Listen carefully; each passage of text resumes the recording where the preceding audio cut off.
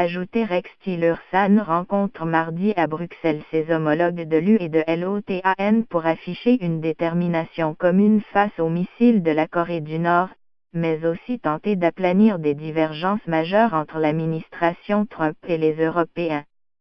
À la mi-journée, le chef de la diplomatie américaine doit déjeuner avec ses homologues des 28 pays de l'Union européenne à l'invitation de la haute représentante Federica Mogherini, avant de retrouver ses homologues de l'Alliance Atlantique pour 2 jours de consultation en commençant par les grands défis sécuritaires du moment, la Corée du Nord et la Russie. Le tir la semaine dernière d'un missile balistique intercontinental a montré que toutes les nations alliées pouvaient être à la portée de Pyongyang, a insisté lundi le secrétaire général de l'OTAN, Jens Stoltenberg. Nos partenaires dans la région sont en danger, donc le monde entier doit exercer une pression maximale sur la Corée du Nord afin d'arriver à une solution pacifiquement négociée, a estimé M. Stoltenberg, rappelant que les 29 pays de l'OTAN ont été clairs et constants dans leur condamnation de l'essai nucléaire du début septembre et des tirs de missiles par Pyongyang.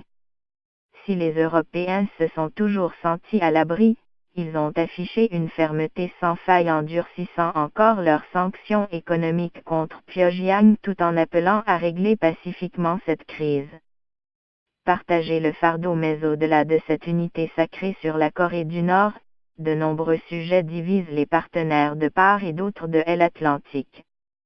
À commencer par la lutte contre le réchauffement climatique, après le retrait de l'accord de Paris décidé par Donald Trump.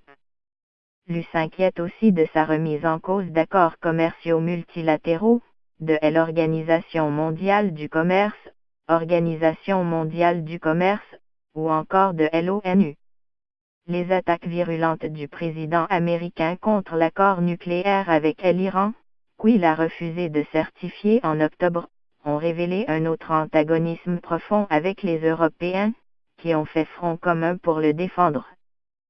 Préserver l'accord nucléaire avec l'Iran et sa mise en œuvre dans tous ses aspects est une priorité sécuritaire essentielle pour l'Europe, a martelé Madame Mogherini il y a quelques jours. Même l'OTAN, organisation de coopération militaire transatlantique historiquement dominée par les États-Unis, a été critiquée par Donald Trump, qui ne cache pas son exaspération devant l'inégal partage du fardeau et réclame sans ménagement à ses alliés européens et canadiens qu'ils augmentent leur budget militaire. Rôle clé: la tournée en Europe de Rex Tillerson débute après une séquence médiatique ayant une nouvelle fois illustré les tensions récurrentes de l'ancien PDG d'ExxonMobil avec Donald Trump. Les médias américains ont rapporté la semaine dernière que la Maison-Blanche entendait le remplacer prochainement par le directeur de la Confédération internationale de l'agriculture Mike Pompeo à la tête du département des États, voire le pousser à la démission. Et il aura fallu plus de 24 heures au président Trump pour lui réaffirmer son soutien, à minima, tout en insistant sur leurs divergences de vues. C'est moi qui ai le dernier mot, a martelé le milliardaire républicain sur Twitter.